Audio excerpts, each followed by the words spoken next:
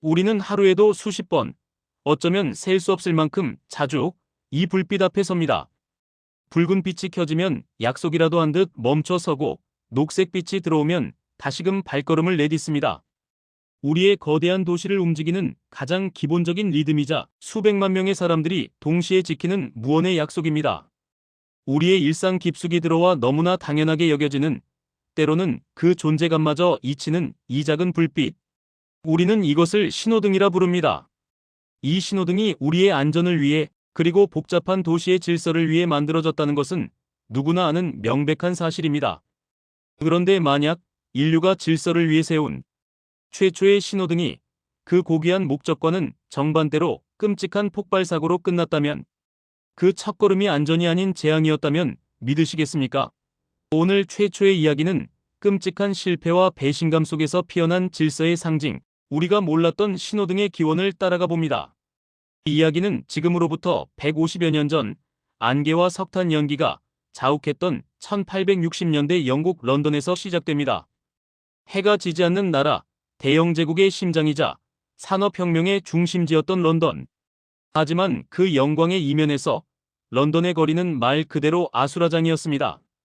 마분 냄새와 매캐한 연기가 뒤엉킨 공기 속에서 수천 대의 마차와 수만 명의 보행자들이 뒤엉켜 거대한 혼돈을 빚어냈습니다. 자동차는 아직 존재하지 않았지만 말이 끄는 마차들의 위세는 지금의 자동차 못지않았죠. 특히 국가의 중대사가 결정되는 의사당 앞은 최악이었습니다. 중요한 의원들을 태운 마차와 상인들의 집마차, 그리고 길을 건너려는 시민들이 뒤엉켜 거리는 매일같이 거대한 주차장으로 변했습니다. 고함 소리와 말 울음소리가 뒤섞인 거리는 그야말로 지옥도였고, 크고 작은 충돌 사고로 인한 부상자가 속출했습니다. 질서의 상징이어야 할 의사당 앞이 가장 무질서한 공간이 되어버린 아이러니였습니다. 이 극심한 혼돈을 더 이상 지켜볼 수 없었던 한 남자가 나섭니다. 그의 이름은 존 피크 나이트.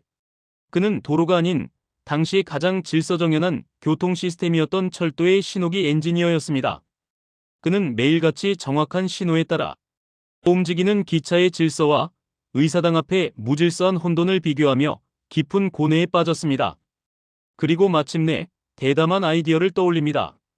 기찻길의 질서를 거리로 가져오자.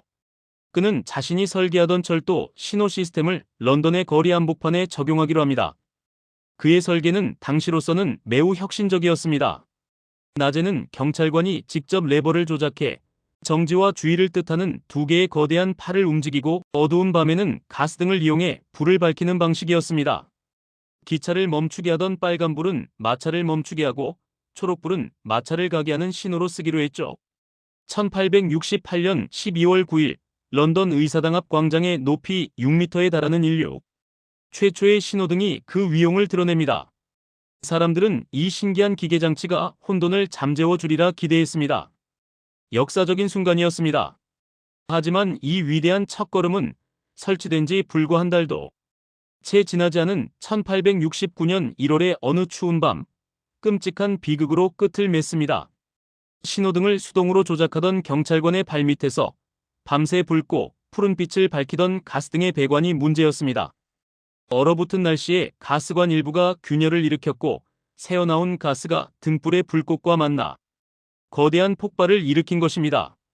신호등은 산산조각 났고, 그것을 조작하던 경찰관은 심각한 화상과 부상을 입고 쓰러졌습니다. 런던 시민들은 경악했습니다. 질서를 가져다 줄 거라 믿었던 발명품이 오히려 사람을 해치는 흉기가 된 것입니다. 언론은 위험천만한 괴물, 시한폭탄이라며 연일 비난을 쏟아냈고, 런던시는 이 위험천만한 기계를 즉시 철거해버렸습니다. 인류 최초의 신호등은 그렇게 대실패라는 씻을 수 없는 오명과 함께 역사 속으로 사라지는 듯 했습니다. 신호등이라는 아이디어는 사람들의 뇌리에서 완전히 잊혔습니다. 그렇게 수십 년이 흘렀습니다. 19세기가 저물고 20세기가 밝았습니다.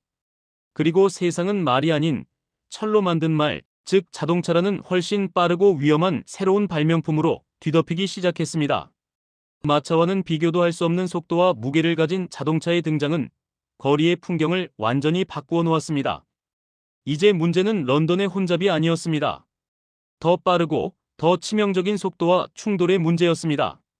문제의 중심은 이제 대서양 건너편 포드 시스템이 만들어낸 자동차의 왕국 미국으로 옮겨갔습니다. 가스 폭발의 트라우마가 잊힐 무렵 미국의 도시들은 런던보다 더 심각한 교통지옥을 겪고 있었습니다. 1914년 마침내 미국 오하이오주 클리블랜드에서 신호등은 화려하게 부활합니다. 존 피크나이트의 실패를 반면교사 삼아 더 이상 폭발 위험이 있는 가스가 아닌 도시를 밝히기 시작한 새로운 에너지, 전기를 사용한 신호등이 등장한 것입니다. 빨간불과 초록불이 명확하게 켜지는 이 전기 신호등은 운전자들에게 훨씬 안전하고 분명한 신호를 보냈습니다. 이것이 바로 우리가 아는 현대적인 신호등의 실질적인 시작이었습니다. 그런데 뭔가 하나 빠진 것 같지 않나요? 맞습니다. 바로 노란불입니다. 초기의 전기 신호등은 빨간불과 초록불, 단 두 가지 색뿐이었습니다. 하지만 이 시스템에는 치명적인 약점이 있었습니다. 빨간불에서 초록불로 바로 바뀌면 운전자들이 미처 준비하지 못하고 허둥대다 출발이 늦어지기 일쑤였죠.